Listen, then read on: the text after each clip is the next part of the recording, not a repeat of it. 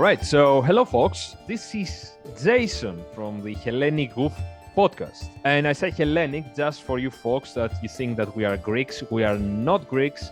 Basically, we are Hellenes, so just so you know.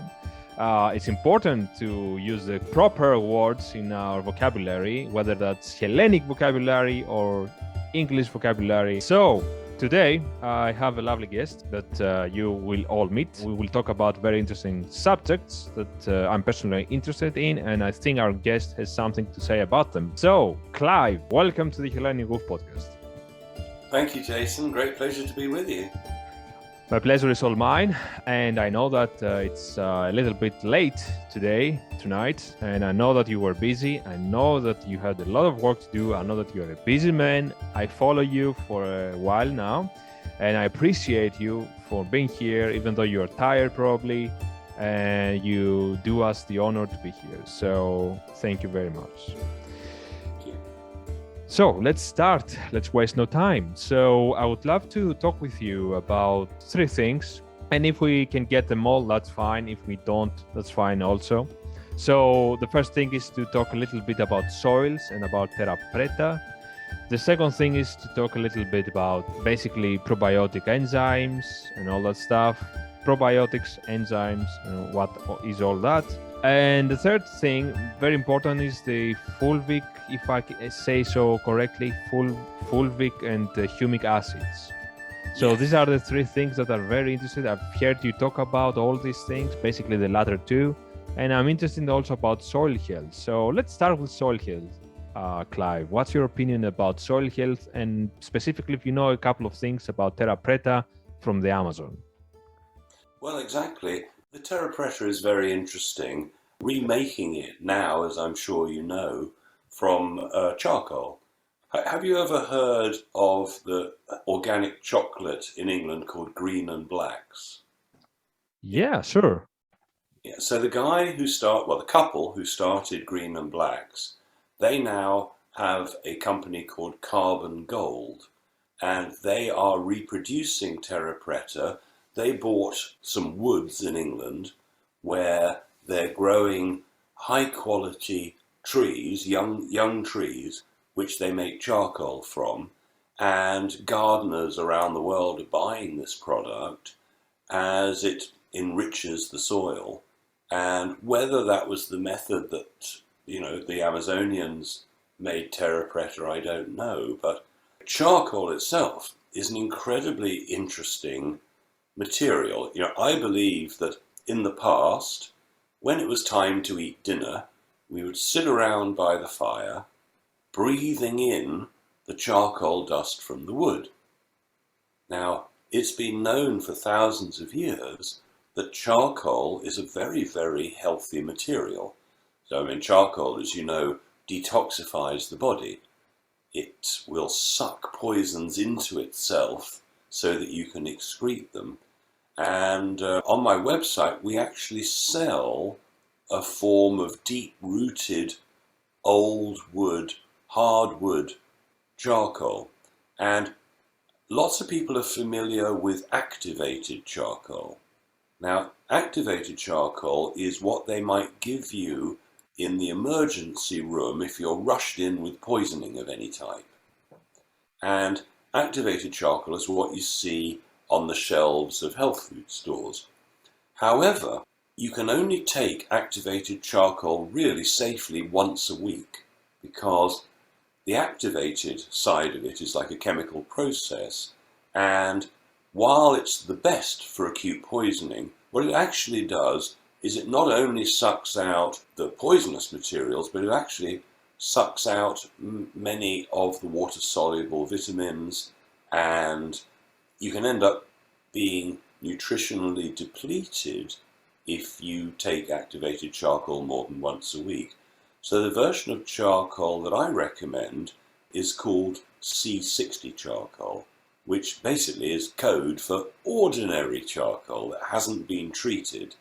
And the Nobel Prize was won over 25 years ago when they discovered that charcoal was made up of C60, which is basically carbon 60 molecules all joined together. and a C60 molecule looks like a football, essentially. So 8 years ago or something like that, I got a phone call from a friend who runs a company called Anti-Aging Systems, and he was at the world's biggest longevity conference in Las Vegas.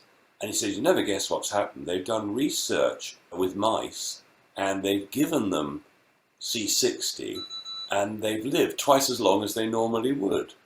And it was the talk of the anti-aging groups at that point. Now, many human beings have tried it after reading the success with the lifespan of rodents, and some people have had great results, but I'm concerned about this type of C60 they used on the mice was nano C60, so not natural C60, but nano. And the problem is that nanocarbon can get into the brain, into the cells of the body, and nobody knows whether you can get it out again. And I got very, very suspicious about the nano C60, and I started researching it. And it's a bit like graphene oxide, which, as you know, is one of the most dangerous products out there because it gets into the brain, into the cells of the body, and we know that can't come out unless you neutralize it, which you can do with fulvic and humic minerals. That is one of the subjects. We can talk about that a bit later. But back to Terra, Preta and charcoal. Non-activated C60 charcoal is amazing. As I say, I believe that our ancestors sat around the fire breathing the stuff. So for hundreds of years, they've known that if somebody's poisoned, you give them charcoal. So I keep some at home. Now, let's say somebody comes to my house as a guest, and before they arrive, they've eaten somewhere. They've eaten not good food, and they've got stomachache. I give them 4, maybe 5 if they're a big person, capsules of charcoal, and usually within 10 or 15 minutes, their stomach pains have completely gone.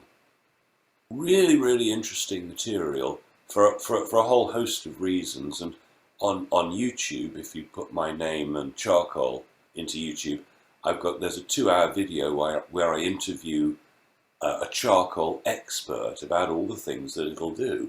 Charcoal's amazing. So, do you know about Terra Preta in the Amazon, how it was created? Have you researched that side of it? Well, to be completely honest, I just found Terra Preta as a concept a few weeks back ago.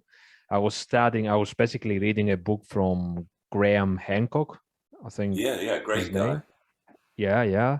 And I was reading about, Lost America or whatever the book was.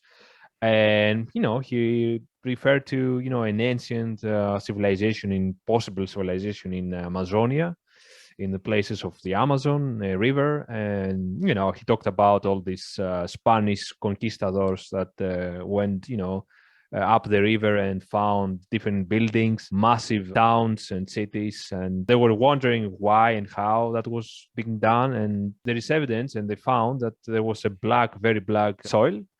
That it was a layer of soil. Yeah, exactly, and that's why I'm here. I'm not even deep in the research. I've read a few, things about Terra Preta, but then nothing too deep or philosophical. So, I don't know. There are some theories about how it was made, but do you know something about this? Well, I think that it's very likely. I mean, obviously that society is dead and gone, so nobody knows, but there is this one layer for a period of time, and then it stopped. So very probably it was from burning charcoal in the same way, or creating charcoal, probably the same way that the carbon gold is made now. The gardeners love the stuff. Of course, in the Amazon, we think of lush rainforests, and we imagine that the soil must be incredibly rich there, but it's not. It's quite the opposite. So I think how the culture survived was with the Terra Preta. So, but anybody who's gardening now and growing food, it's really worth looking into.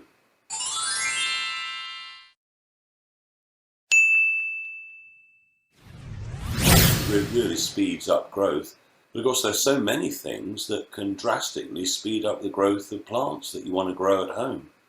I mean, structuring the water, changing the quality of the water, putting it through a spiral, for instance. That's very interesting that you say so, because we have a university here in Salonika. It's a city, Thessalonica, and they just came with a new invention, a electromagnetic machinery. I don't know what kind and how exactly it works. Something with spirals, usually it is, usually involving copper, probably. But they structure the water, and they did tests in this university, in the lab, and they found conclusively that when they put this water, they structure the water and put it to the plants grow like 2 or 4 times faster than the simple water.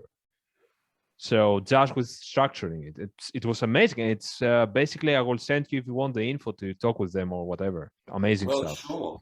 So, what's going to happen if you drink the stuff? Presumably, are you Yes. going to grow 2 or 4 times bigger? Well, probably not. But, I love doing things with water. I've done many interviews about water where I interview interesting people, and my favorite is a website called Dancing with Water. Dancing with Water. And I've interviewed the author, one of the authors, MJ Pangman, and she's basically, over the years, tested almost every type of water you can think of. I mean, if you think of the ancient Hellenic ways of storing liquid, they weren't flat-bottomed. Yeah. They were always like egg-shaped. Now, with that shape in an earthenware jar, you get constant movement of the water. You put it in an ordinary bottle, it's still. But in the ancient Hellenic shaped jars, there's constant movement, evaporation and precipitation. And so that alone has quite an interesting effect on water. Then there are all sorts of very interesting rocks you can put with water. I mean, the famous one is Shungite. I don't know whether you're familiar with Shungite. This is a lump of Shungite in the shape of a pyramid. And there's one area in Russia called Karelia where the only deposits are, massive deposit, it's just in this one place, and that structures water. And I've done lots of experiments with all sorts of waters. So you put a lump of elite Shungite, the best Shungite, in water for 24 hours, and you compare the water without the Shungite and with, the difference, most people notice the difference right away in like the smoothness of the water. So you drink more because it's smoother. So many things you can do with water. I mean, so much. Even a simple thing. For example, I was for an interview in a yogi's house. There's a Greek, a Hellenic friend of mine, Helene, a yogi, and he brought me water, and he had the water inside copper bottle or whatever, and he told me, no, taste that water, tell me how you feel, and how it is. And I tasted it, and it was really, the word smooth comes to mind. It was smooth inside me, inside the oval cavity, the tongue. It was beautiful. And then I tasted simple water, tap water, and it was massively different and much worse, of course. The taste, it was, it's very interesting stuff. Yeah. There's one problem with copper, which most people are fine drinking out of copper, but some people who have too much copper can get a bad reaction from it. Anybody who's cooking boiling water in a copper pan, what happens when you boil water in a copper pan is colloidal copper comes into the water, which is, for most people, all right. But again, if somebody's got a copper overdose, then it can be dangerous. I mean, you're familiar with Charles Manson. He was the guy who's still in jail in America. He's got a swastika on his forehead, right? Most people know Charles Manson. And I interviewed this guy who tests people's mineral levels in prisons. He's tested every serial killer in America, for instance. And of all the people he and his team had ever tested, Charles Manson had the most copper in his body. Could that be the reason he's mad? And he also, the same guy, did tests of violent prisoners in jail. Turned out that something like 70% of them had too much zinc. Now, zinc and copper balance each other out. And so you get too much copper, too much zinc, it can lead to violence. But I'll tell you something else about the violent criminals. Something like 90% of them had low blood sugar. Now, maybe you've heard the term hangry. That's somebody who gets angry when they get hungry, right? Hangry. So some people, if they're a bit on the edge, if their blood sugar runs low, they get violent. They'll kill you for your sandwich. So the third thing was that in Norway, they did a test of violent men in jails. Turned out that over 90% of them had been circumcised. Now, in Norway, only 3% of people are circumcised, unlike America, where 95%, I mean, it's insane. Anyway, so what if this is what happens? You're a baby and your mother gives you to somebody who chops the end of your penis off. Is that going to make you violent? Well, the Norwegian experience is yes, it does. Because, I mean, your mother gives you away when you're a baby to have yourself mutilated, usually without anaesthetic. Are you ever going to trust women? Would you trust your mother on a deep level?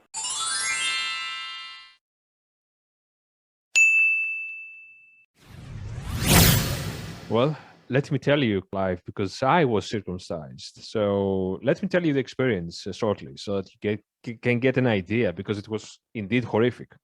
So I wasn't circumcised when I was a baby. I was circumcised when I was young, very young, like 3 years old, probably 4, right? Wow. So, and it was supposedly an issue because I couldn't pee. So the whole idea was that I couldn't really, my urethra was, I have a genetically disformed urethra. So basically, that's the theory. When I did the tests after, when I was 18 years old, I did some tests, some specifically tests that were very horrific also. So they put me on a machine naked, and they put some metal inside my urethra, which was painful as hell, and I couldn't pee without pain for 2 months. But they found that I had basically a disformed urethra, 2 urethras. I have 2 urethras in a sense, and they meet in the middle. So so when I was 3-4 years old, supposedly I couldn't pee, and my father took me to a pediatrist, or how do you call them, child doctor, and he told us, of course, to be circumcised, and that was the solution. And I remember distinctly. That's funny, Clive. I still remember exactly the whole process and the whole thing, and what they gave me to eat after that, and how I puked the food of the of the hospital. And I was like 3 or 4 years old, man, and I really remembered everything, even the taste of that food. I still can remember. So imagine how horrific it would be for as an experience, so that I can still have all these thoughts from that early childhood, right? So yeah, I that was weird. Indeed, I'm not sure I'm a violent person, violent human, but certainly I'm distrustful, if I can say so. I'm not that easy to trust people, foreigners. I'm more close to myself. Maybe it helped me in a way to be more careful with people, but it's really horrific. I don't know if that test in Norway was correct or not, because another thing about that, I guess, that's my guess, it might be just that people in Norway that were in prisons may not be Norwegians, so maybe.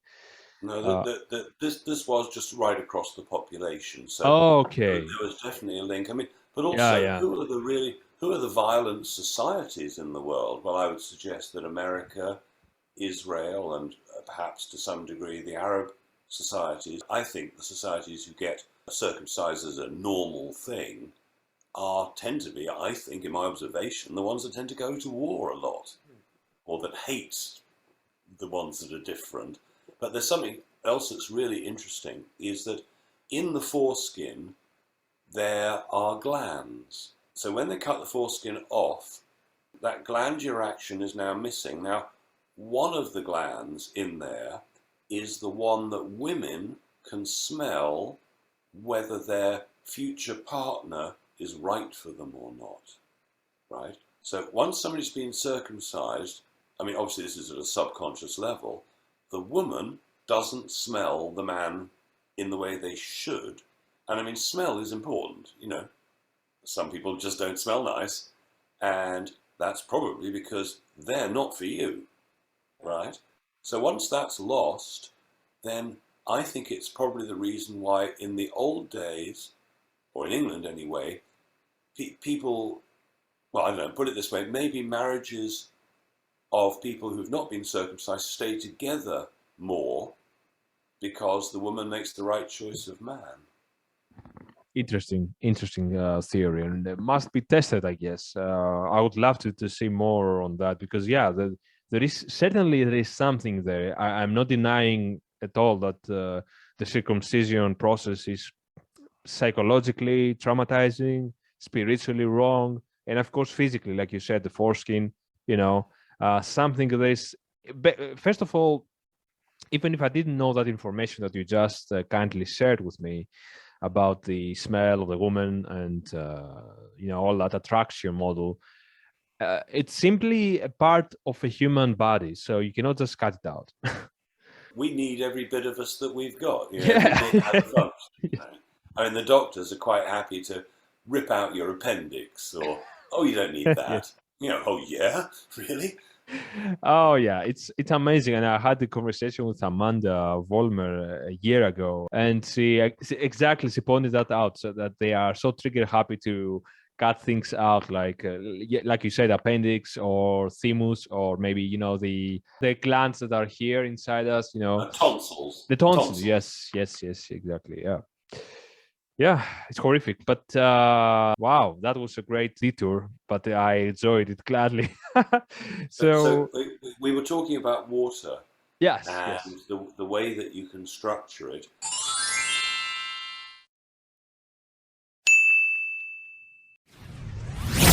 I mean, one of the easy ways to change water dramatically is with a pinch of sea salt.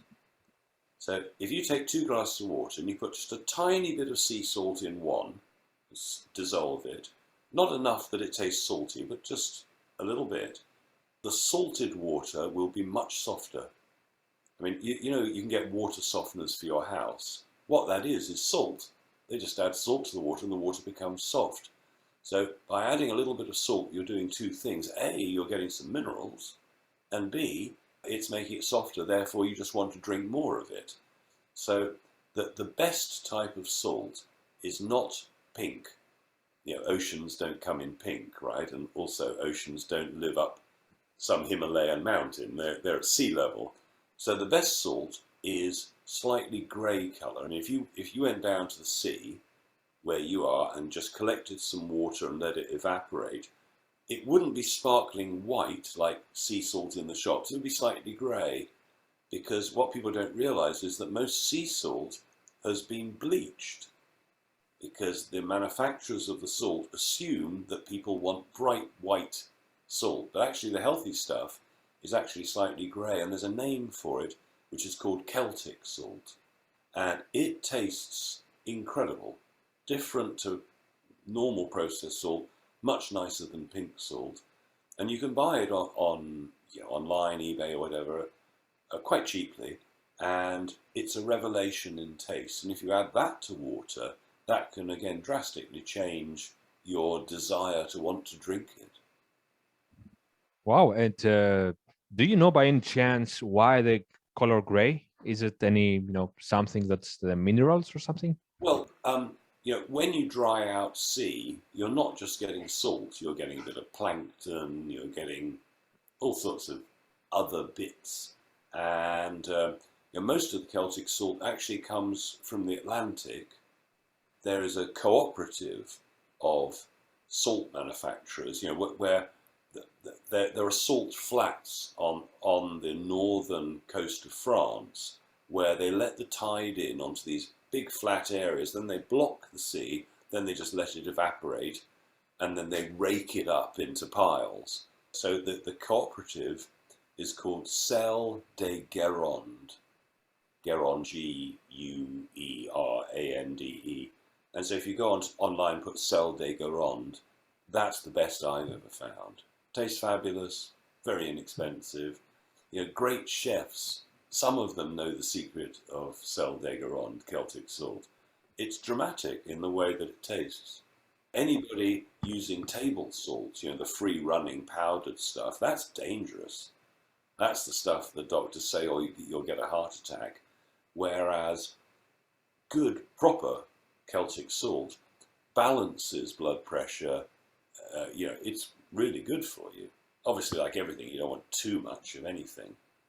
But, you know, free-running table salt, they call it in England, is dangerous. Yeah. Wow. Amazed. Thanks. I was late only 31 years to hear that information. So thank you. Oh man, I'm going to search also in Hellas because we also have, and if I find something, because you know we are a sea peoples, and we have a lot of salts production here in house, so we don't import salt as much as other peoples that are more inland, you know. We have a specific salt variety. It's called Mesologi salt. It's a town in Hellas, in the western part of Hellas, in midsection, where it's called Mesologi, and it's kind of like sea and a lake together. So it's kind of like lake sea, right? So, and there are lot of salt production there and accumulation. So I'm going to research, Clive, and I'm going to get back to you if I find something more organic and less bleachy. I think the only thing you need to ask them is, have you processed it, or is it just natural? You know, I'll do dried in that. the sun and the wind. Yeah, I'll do that. I'll do that. Yeah. It's your fault. It's your fault. Right.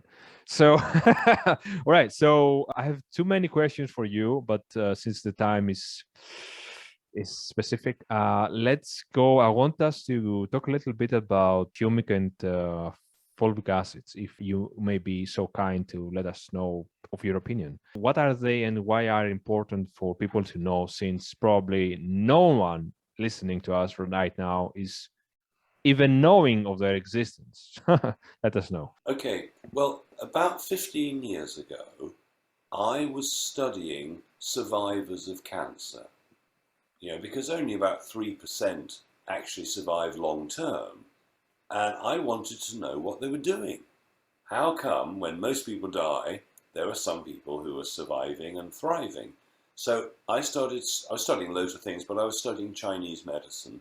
And I started reading the Chinese were using fulvic and humic minerals. So what they are is soil-based minerals, and they are everywhere in the world. If you dig up some soil anywhere, there will be humic and fulvic minerals. And farmers have been using fulvic and humic minerals to make their crops more abundant and so on.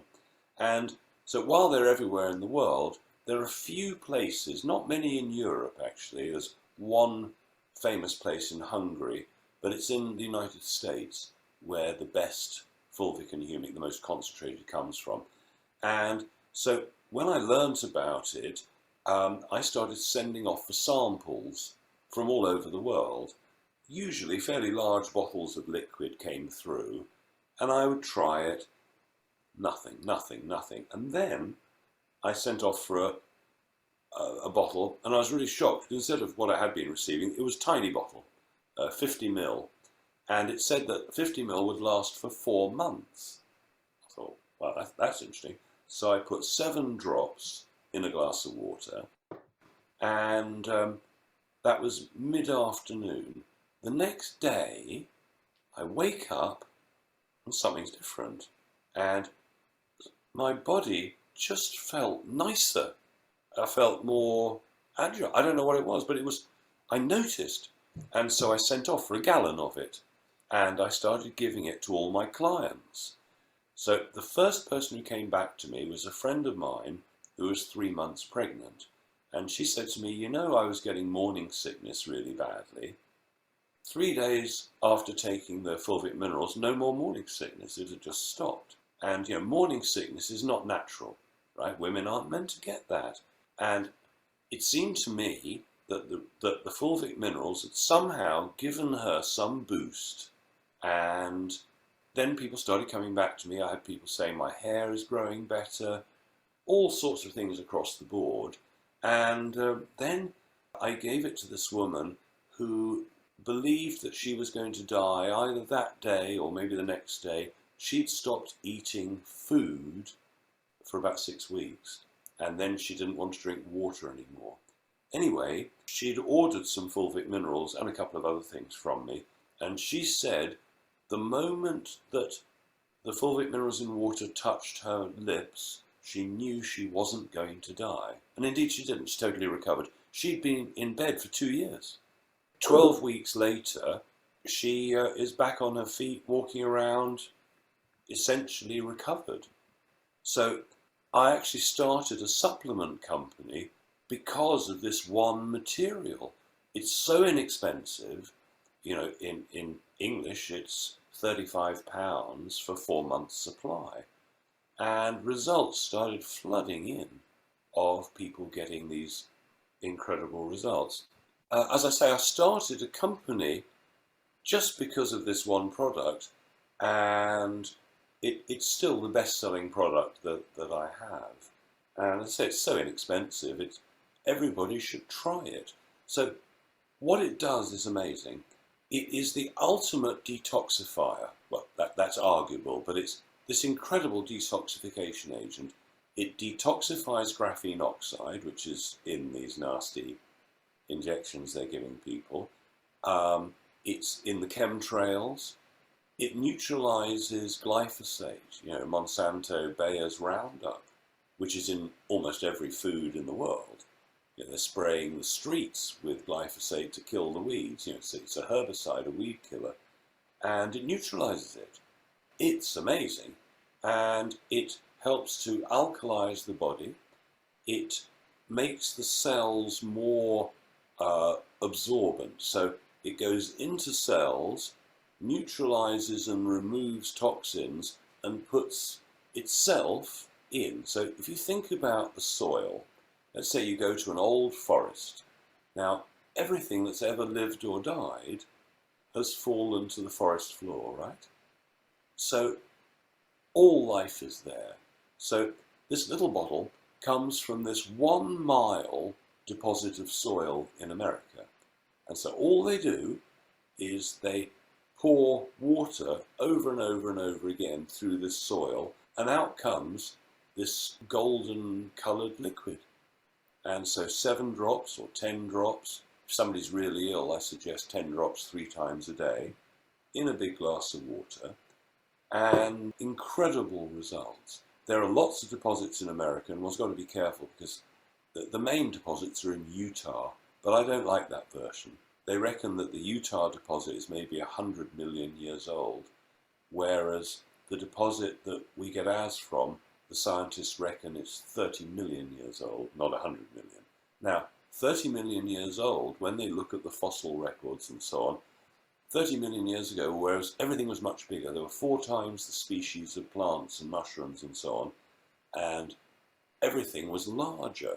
Obviously there was a cataclysm at some point, or several cataclysms, so a lot of the species that were there aren't now. So you're getting this ancient collection of everything, and there are more interesting things to it.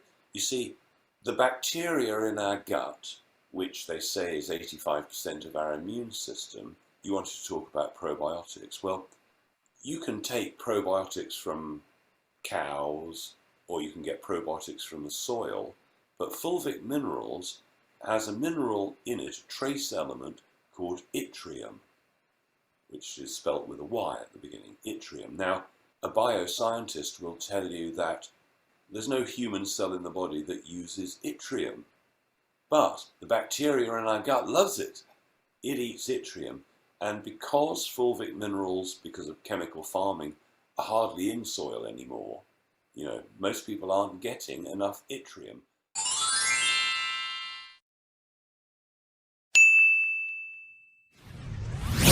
Because while it's great to get a probiotic from outside of your from a cow or whatever, what we really want to do is regrow our own bacteria, right? So I suggest to people that while cow-based probiotics like yogurt and so on are great, I like soil-based probiotics, and I've actually got on my website a soil-based probiotic, which is amazing. And to give you an idea, you know Volvo cars. The Volvo factory in Sweden offered this deal to their thousands of employees. They said, look, we will give you a free drink in the afternoon in the cafeteria if you'll take one probiotic once a day. Most of the staff accepted the offer for the free drink, and they cut the amount of illness in the factory. I can't remember what the percent, but something like 80% less illness with the people who took one probiotic once a day. Because if we've ever taken an antibiotic or a drug from the doctor, it would have damaged our natural bacteria. So by replacing it with a soil-based probiotic, we get our immune system back. You know, my dad, who's 95, he loves the probiotic, takes it every day because he notices. You know, he notices how he feels. So I'm quite a fan of probiotics. You know, in the old days, we wouldn't have needed them because we would have picked let's say we're in the forest and there are the wild strawberries, right? We wouldn't have washed them. We would have just eaten them, and they would have had soil bacteria on them. And we would have been getting all these probiotics just naturally. And of course, we would have been eating a lot more unpasteurized dairy. You know, we wouldn't have been killing all the bacteria in it. So it's probiotics are great. Fulvic minerals are fantastic. I mean, they're only really, I think, about 10 basic nutritional products that almost everybody could benefit from, because everybody pretty much is low on iodine because of chlorine in the water and in the food, fluoride in the toothpaste or the water, bromine in bread products. They call it flour improver, but it's bromine. So almost everybody's low on iodine, and that results in thyroid issues, and there's a thyroid epidemic around. If you've got dry skin, if women have got menopausal issues big time, if they've got brain fog, they walk in a room and can't remember why they walked in, if their temperature's out of control. You know, if anybody says to you, oh, your hands are cold, or your hands are hot, chances are they're low on iodine. All the hormones are created with the use of iodine and cholesterol. Cholesterol is another one where we've all been fooled. The cholesterol is bad when it's actually So, yeah, your brain is made of water and cholesterol. You know. Yes, that's something I really I've I've researched a lot about cholesterol, and I'm happy to talk about cholesterol another time with you, because it's a really fascinating topic about how that myth started and how that is continuously precipitating in our consciousness. And but let me ask about iodine. My hands are cold usually. I started taking Lugol's iodine, and it was because of you, so thank you. And I noticed I took a lot of what I did is that I took the Lugol's in the form of liquid, and I put some on my skin. I didn't drink it or whatever. And I want to ask a little bit about methods of taking it. But I noticed that in a matter of probably days, I was feeling much better, and my hands stopped being cold. And now I stopped iodine, and guess what? My hands are cold again. And by the way, here's that too. I got the cold, right? So a couple of weeks, 3 weeks ago, my brother had the new cold. Anyways, and I'm living with him, so he was full with his running nose and all that stuff. Nothing too weird, really, like a cold, but it was a little bit hard for the couple of days, 3 days maybe. I felt the symptoms, so I started getting a little bit of headache, a little bit down the weather, and I'm like, Well, I don't want to get that cold, any cold. So I'm not a fan of cold in any case, even though some say it's a detoxification process. But anyways, and I said to myself, look, Clive says something about iodine, and I've read about iodine from a couple of other sources, like Dr. Thomas Levy. I don't know if you know that guy also. Yeah, of course, he's brilliant. Yeah, it seems like that. Yeah. And I say, so these guys are brilliant. So why not taking a little bit of iodine more than I used to, or more than I thought I should take? And I did that. And the other day I was fine. I did that with salt. So I did some salt and I did a lot of exercise with my nose and with my mouth. And I was fine.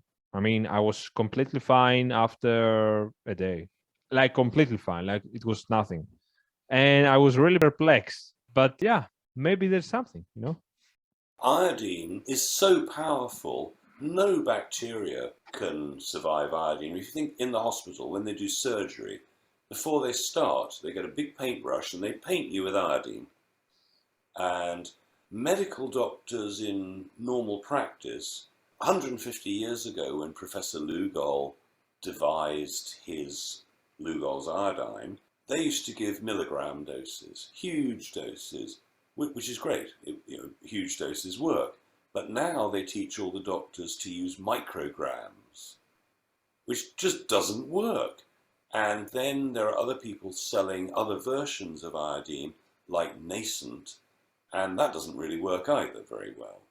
But old-fashioned Lugols in the right dose is a revelation to a lot of people. I mean, really a revelation. And I mean, a year's supply in England costs £20 for a year, right? It just doesn't get cheaper. There's so little money to be made, that's why people don't talk about it, and they don't Yes. teach the doctors a meaningful dose, because if people realized that most thyroid problems, many issues, are an iodine deficiency.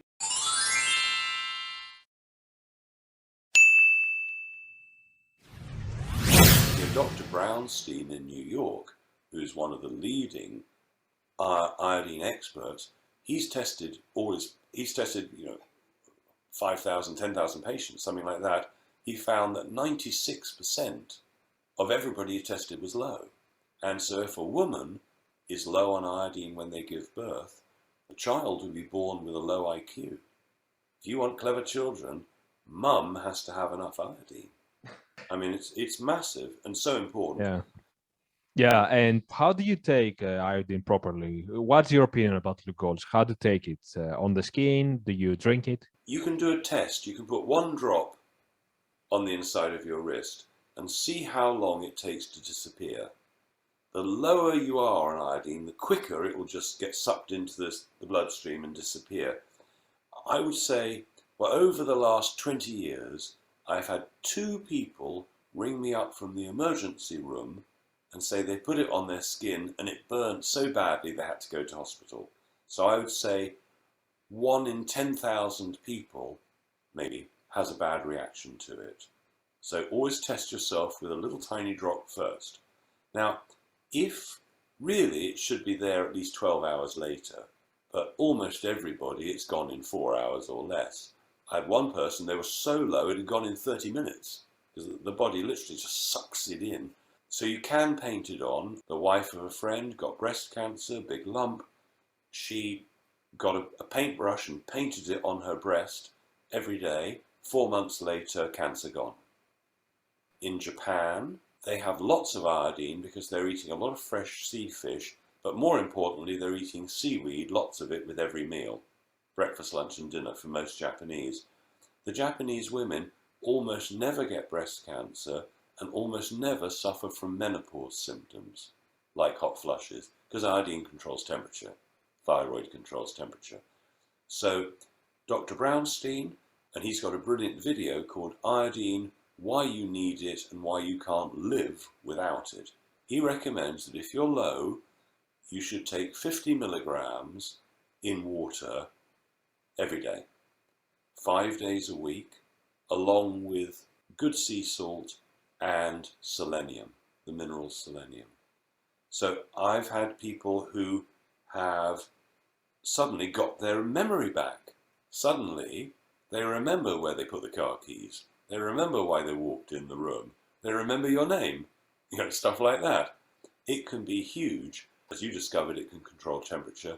People on drugs from the doctor, L-thyroxine, for thyroid issues, quite a few of them, well, all of them never should have been put on that in the first place. They should have tried iodine first. But doctors are taught the wrong dose. In England, doctors won't even test you if you're low on iodine. They won't do the test. They just won't. If they're, because the government won't pay for that test. And so they put everybody on levothyroxine drug, and they tell, well, you're going to be taking that for the rest of your life, which is what the pharmaceutical industry loves. Anyway, so what you can do is you can take your temperature. Now, if your temperature is low by 1 degree, the chances are you're low on iodine. So you start taking it 5 days a week, along with selenium and some salt, and just take your temperature, and you may find it rises. Now, once your temperature is at normal, which may take days, or maybe 6 weeks or something like that, you can cut down to the level of iodine that the Japanese women have in their meals, which would be 2 drops of Lugol's iodine, which is equivalent to about 12 milligrams. And personally, because I'm low on iodine like everybody else, I usually take maybe 10 drops once every 10 days, or when I remember, I'll just take some just to keep myself sharp mentally and detoxify from anything nasty that I might have taken in. So if, let's say, you're worried about the radiation from Fukushima. Now, that one of the dangerous radiations from Fukushima is radioactive iodine. If you're taking iodine and all the receptors in your body are full, there's nowhere for the radioactive iodine to go. But most people are getting radiation poisoning because they're not using iodine. Yeah. So you just drink it, right? So with water. With water. So you put it in the water, put some salt in it, great salt, some Celtic salt or whatever, and drink it. All right. So that makes sense. All right. Yeah. Selenium, Brazil nuts are the highest form of food that has selenium, assuming it was in the soil in the first place. Selenium is just this incredible product, and like everything, there are good versions, medium quality versions, and fantastic versions. There are toxic versions and non-toxic versions.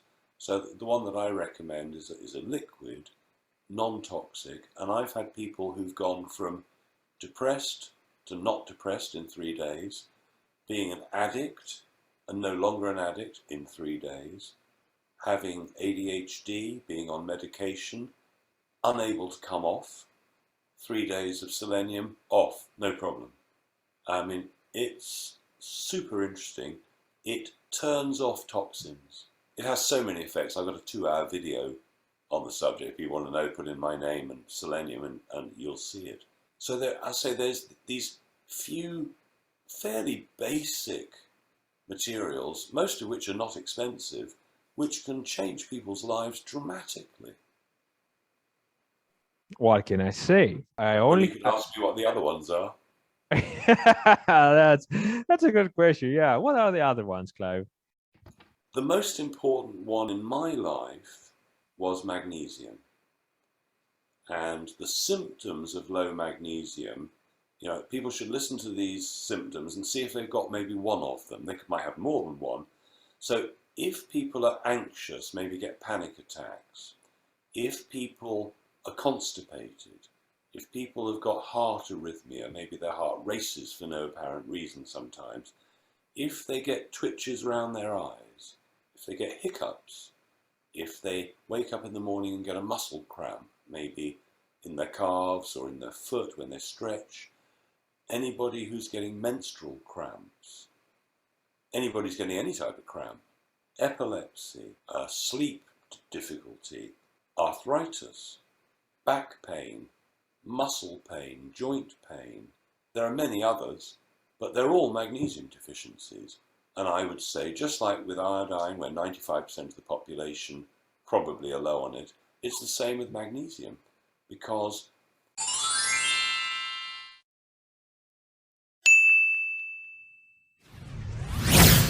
we get stressed, our bodies use magnesium to keep us relaxed.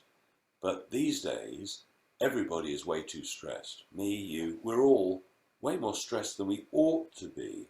So we're all low on magnesium. If I don't take magnesium, I get muscle cramps.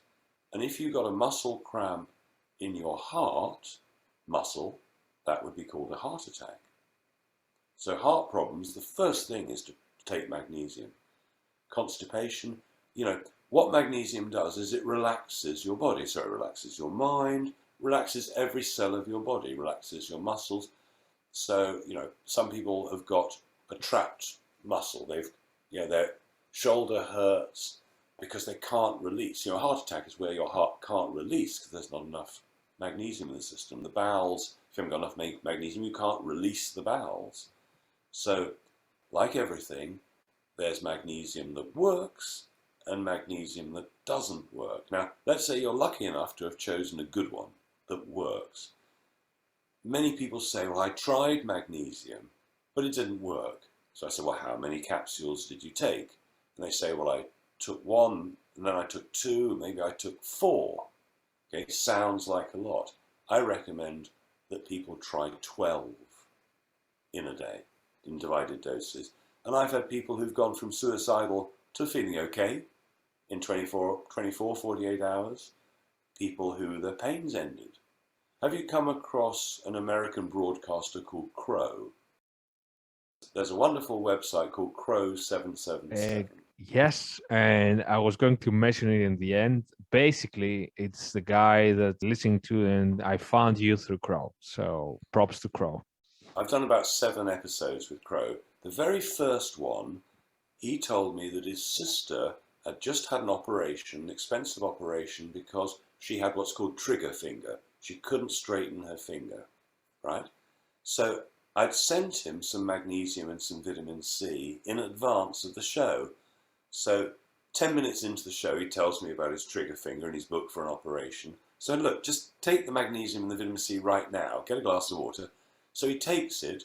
40 minutes later, live on air, his finger straightens. Right? We sell out of magnesium immediately. And so he cancels the surgery. Well, I mean, it really is. With some things, it takes time. But other things can work immediately. And magnesium is one of them that can be immediate. I had another guy who was having problems walking.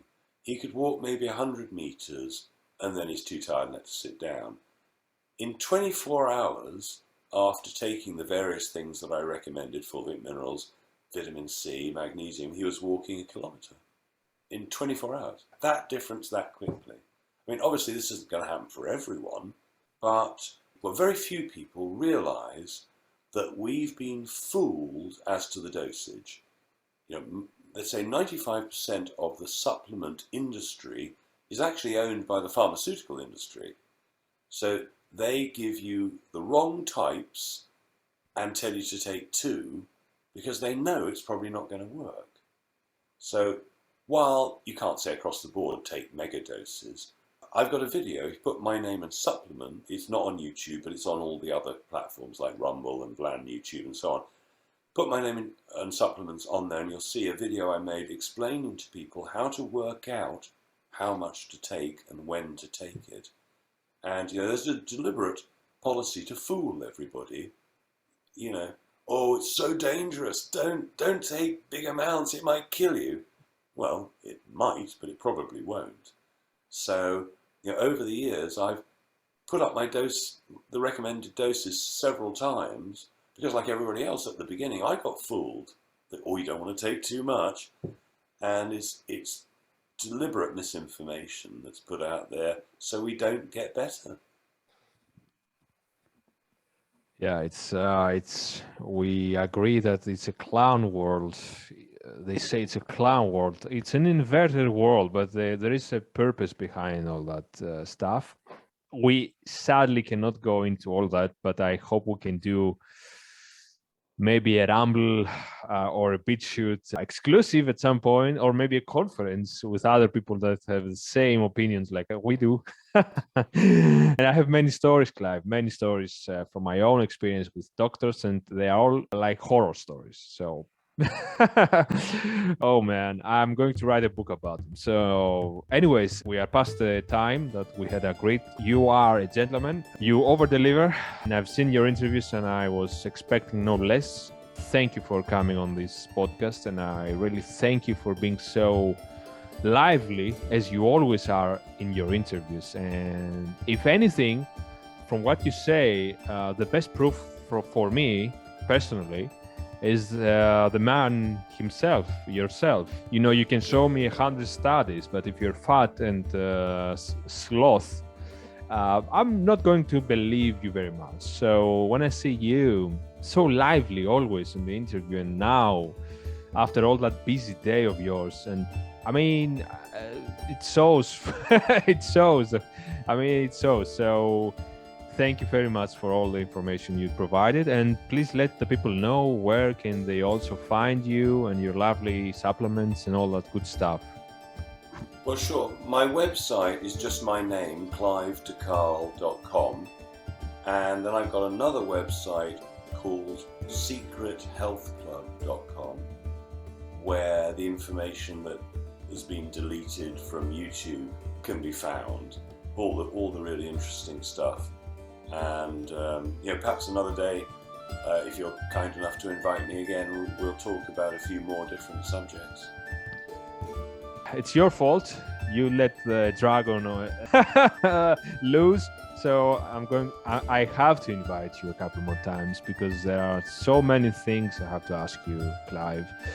And I hope one of these times in the future might be here in Hellas itself, drinking some ouzo or drinking some other healthy Greek mountain tea. So, but that's in the far future. So, Clive, thanks again for coming on. Thanks, and if you please stay for a minute after we stop the recording so that I can tell you something. And for anybody else, thanks for participating in this, for paying your attention to us and to what Clive had to say, because attention is a finite resource and you have to invest it carefully. So thanks, and see you on the next episode. Ciao, ciao, everybody.